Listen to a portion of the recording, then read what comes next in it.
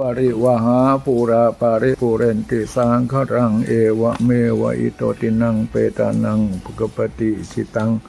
ปฏิตังตุมหังคิปะเมวะสมิจจตุสัพเพปุเรนตุสังฆปาจันโทปนารโสยะถามณีโจติรโสยะถานิและบันิไมมิสทาคุณแม่จันโสมพรหมมินคุณไกรศรีสุวัฒนานันท์คุณอุเทนพรหมมินคุณไกรสอนศรีสุวัฒนานันท์คุณดวงพรแผ่พริ้วงามและคุณชูเกียรติอรุโนทยานันท์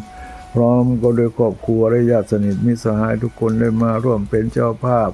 แท่นพระหรือแท่นแก้วฐานยุกชีพระประธานวาสนิ่งใจรีบันนี้ตนตัวเราก็มีธรรมเมตตาหน้าปฏิกาการละไปแล้วกุศลส่วนบุญตานี้ขอมาปกป้องคุ้มครองรักษาอย่างคุณโยมผู้มีรายชื่อทั้งหมดที่ได้รวมเป็นเจ้าภาพให้ได้ปล่อยพ้นเสียอย่างอุปัตตวะกังวลอันตรายทั้งหลายไปต้นว่าข้อปีข้อเดือนข้อวันข้อยามข้อมรมาตื่นข้อมายืนมาเตียวข้อมาเหลวขอข้อทั้งหน้าแล้วตามลังข้อมาคืนวันข้อวันมู่ข้อมาอุมาจาข้อนานามากจุงกาภาคระงับกำหายไปเสมือนน้ำกิ่งกระตกจากใบบัวและใบบอนข้อประกอบไปโดย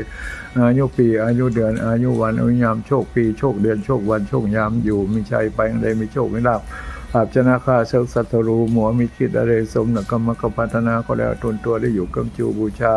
องค์มัสมาพุทธเจ้าไปยาวซึ่งเช่นจิรการยาวนานนักนันจุงจังมีนเตรีสปีติโยวัชันตุสัพพารโกวินาสตุมาเตภาวะตนดารยุสกิริกายโกวาทานสีริสนิจังอุทาปจาญิโนจัตตารโรธรรมาวัฏันติอายุวโนคังภะรา